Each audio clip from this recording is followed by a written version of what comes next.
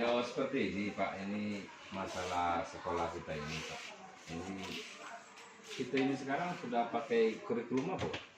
Ya kalau sekarang ini kita masih kurikulum 13, tapi seharusnya memang sesuai dengan perintah undang-undang Menteri Pendidikan kita sudah harus menerapkan kurikulum merdeka. Iya iya. Tapi karena memang sarana prasarana mungkin termasuk SDA-nya belum siap, maka Dinas Pendidikan Lahat baru mengeskakan 7 sekolah yang sudah menjalankan kurikulum merdeka. Jadi intinya kita masih menerapkan kurikulum 13.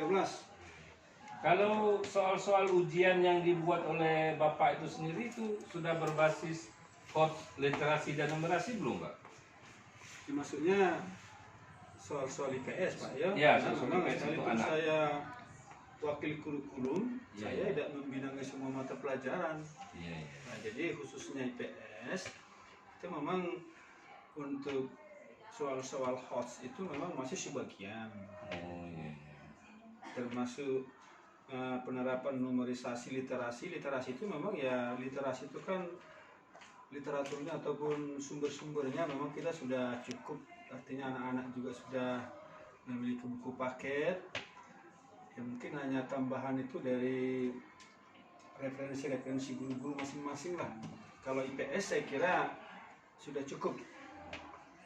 Jadi kalau menurut Bapak itu bagaimana cara kita menerapkan soal berbasis kod literasi dan numerasi itu di sekolah kita ini Pak untuk kedepannya gitu Pak?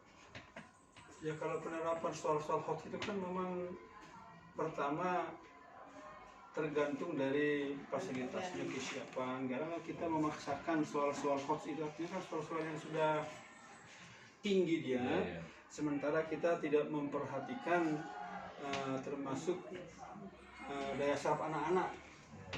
Jadi jangan kita memaksakan, apalagi sekarang ya tuntutan kurikulum merdeka itu kan anak-anak merdeka. Iya iya, apalagi gurunya sekarang Pak, seperti saya juga itu masih apa gaptek itu Pak untuk teknologi. Iya, ini. jadi soal-soal HOTS itu memang ya sekolah-sekolah memang yang sudah memang pertama sekolahnya itu memang fasilitasnya sudah memang cukup.